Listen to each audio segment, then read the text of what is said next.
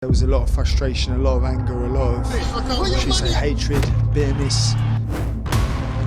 The bad blood has boiled to the highest degree. I don't just want to knock him out for legacy, it's personal.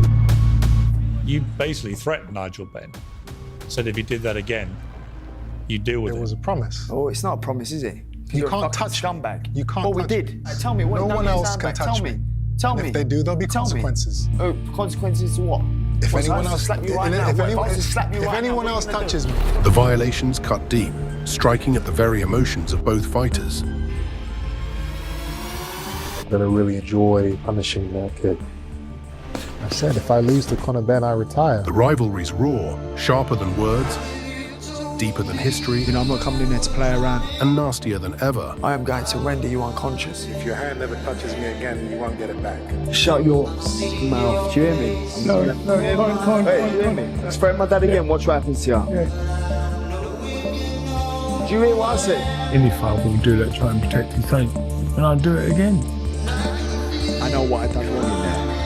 Round after round, not even caring about ride one round. You're carrying on the family name. I ain't happy to be a loser.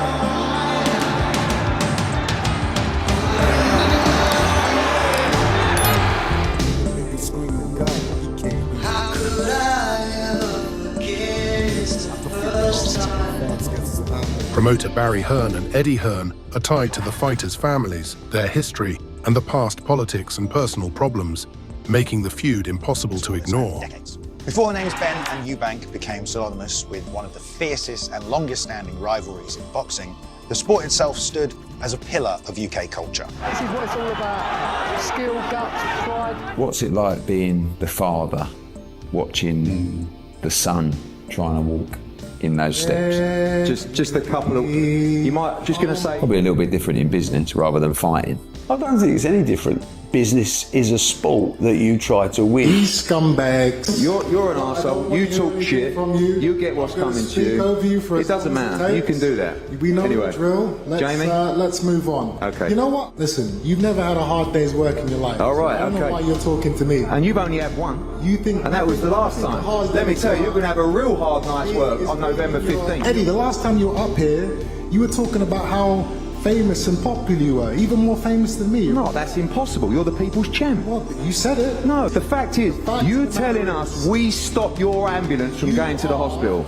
A glorified desk jockey. Desk jockey? That's what you are. Okay, that's interesting. Living off of the back of hard-working fighters.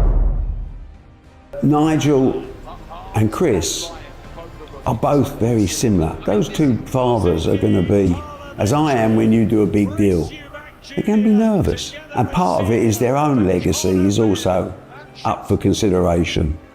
They live or die on their son's performance. In the same way, so do I. We knew Eubank Jr. carried the weight of past trauma from his father's wars with Nigel Benn. The first time I knew who he was when I was maybe 10 years old, and I was at a friend's house. I was going through his father's VHS collection, getting ready to watch a film before bed, and then I found Eubank Benn,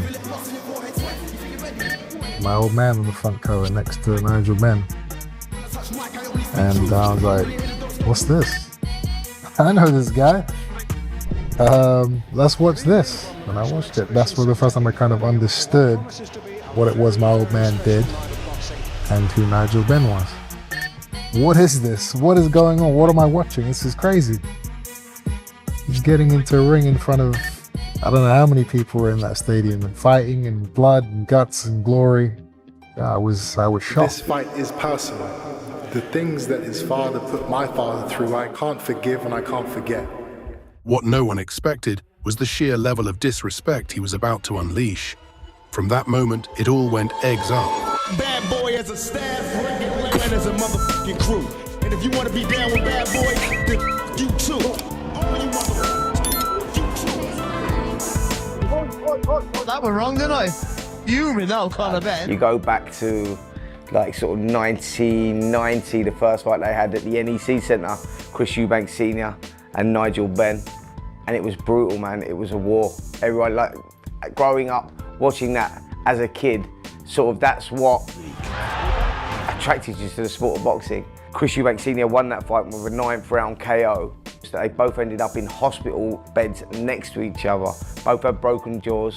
I mean, it was brutal, man, beyond brutal. That's why there's such iconic figures in the sport of boxing now. Watched the mental stress and the toll it took on him preparing for those fights. I watched the injuries and my mother having to look after him after the fights and him going to hospital and him losing half of his tongue. You know, I watched Nigel tell my father on national TV that he hated him. I personally do hate him. I personally do hate him. So is there any point in me asking you to shake hands after signing the contract? No. Well, gentlemen, all four of you, thanks for joining us tonight. You know, these are all things that I can't forget, I can't forgive. And this is a fight where both our family names are on the line, and we have to uphold those names to the best of our ability. Nigel Benn was so destructive, and that's what he brought to the ring, a very different kind of style to Chris Eubank, and that was one of the most important components of this whole rivalry. You don't get more of a beef in boxing than you had with my father and Nigel Benn.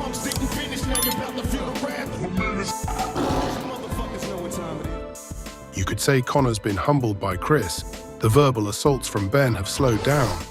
But for Eubank Jr., the fuel for this fight runs deep. It's not just the history between his family and the Benns, it's also the uneasy ties with the Hearns. In 1990, I was 11 years old. I remember one of the greatest nights for our family, my family, when Chris Eubank Sr. stopped Nigel Benn to win the world middleweight title in Birmingham. While Eddie fondly remembers the father's battles, for Chris, those memories sting, and they tickle his emotions the wrong way. The last time, let me tell you, you're going to have a real hard night's work on November 15th. In your multi-million-pound estate, writing up contracts to fleece fighters out of as much money as you can. Chris. That's what you think hard days. We will see. Or flying around on jets to different countries. We will see. Talking about how great other men are. We see through your games. You don't know about blood, sweat, and tears. You don't give a shit about anyone. You don't know about blood, sweat, and tears. You know about how to use people. The procedure was indeed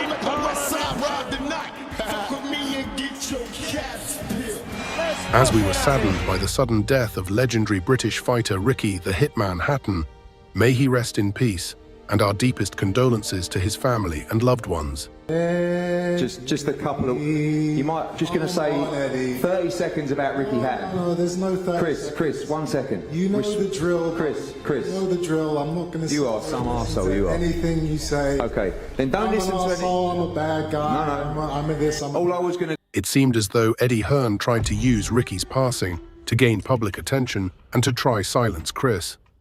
But in the end, it backfired and went against Hearn himself. It's pretty disgusting of Eddie Hearn to do what he did. There had already been a tribute to the legend, the icon that was Ricky Hatton. That tribute happened at the beginning of the press conference.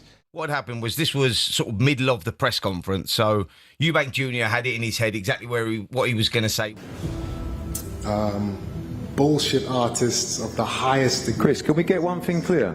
Can you just confirm that you are accusing us? I am Matchroom?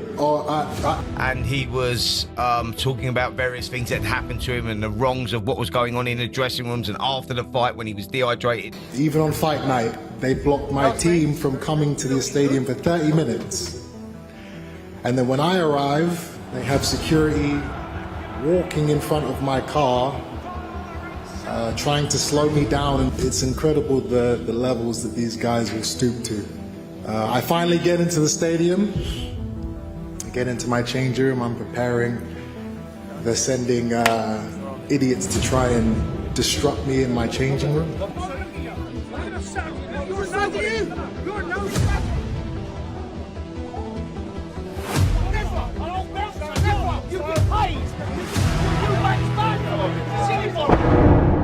We get through that.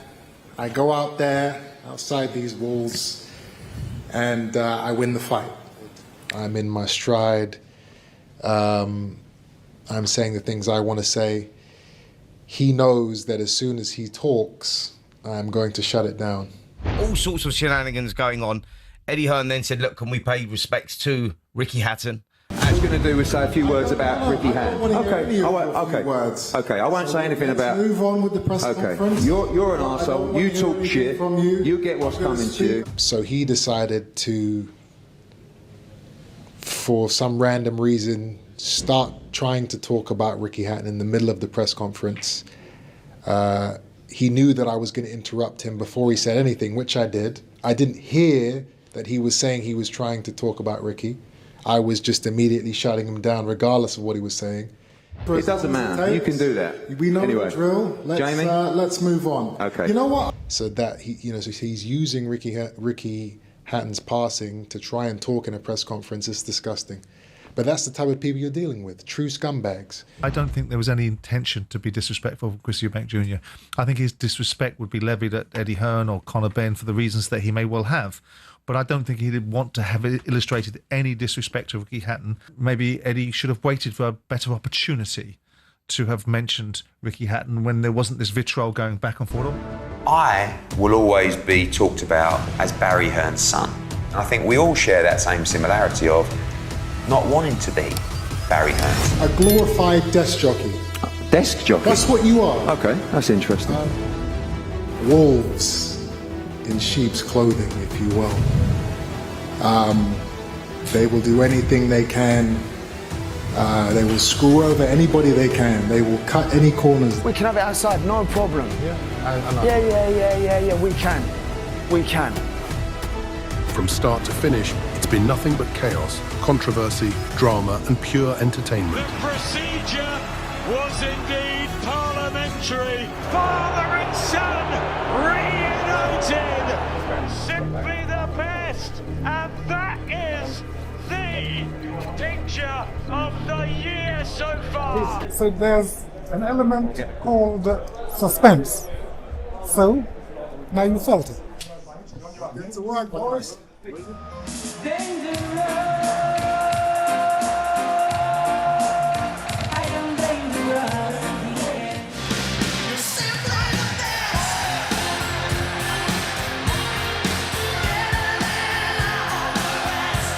The first fight was one to remember, an instant classic.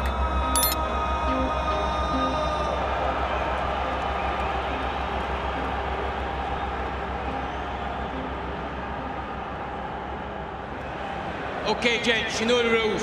Remember, obey my commands at all time. Defend yourselves at all time. God bless, touch gloves. Touch them now. Here we go. It was do or die, dog eat dog. And again. And with a left hook. Short with a shell. And walks into another right hand from Conor Benn. Like two pit bulls tearing into each other, Look at the dance. fighting to the very end. That night didn't just make noise, it put British boxing right back on top of the world. Good shot from Benn. That's the shot. That uppercut is there for Benn. Eubank walking in back though, trying to push that weight on him. Body shots. Head shots from Benn. Neither man taking a backward step. Conor Benn came up just a whisker short. What a fire fest in that one. The whole scrap could have gone either way. On all cylinders, and we're absolutely loving it. This the round where Chris is... It all came down to who could close the show, and on the night, Eubank showed he had the engine, the composure, and the experience to finish strong in those later rounds. Showed here a tremendous chin, an unbelievable determination to try and win the fight, but I just think the bigger man's having more success at the minute. Look at this. Yeah, good tempo. There's the clash of heads there. That's what's caused the cut. You see straight away the blood. Conor's firepower was there, without He's doubt. just changed the sort of the pace of the shot. But defensively, he was wide open, eating far too many shots from Eubank Jr. That's better for Benn II. You can't get no leverage. His speed, instead of being used smartly, turned into wild, uncalculated swings. As the smaller, quicker man, he had the tools to dart in and out with sharp attacks. But instead, he charged forward like a rhino, leaving himself vulnerable. The winner by unanimous decision. Will Conor Benn get his revenge, or will Chris Eubank Jr. stay resilient and hold the crown in this bitter family feud? On November 15th, we'll find out. Don't miss our Tale of the Fight episodes, where we break down all the drama, controversy, and build up along the way.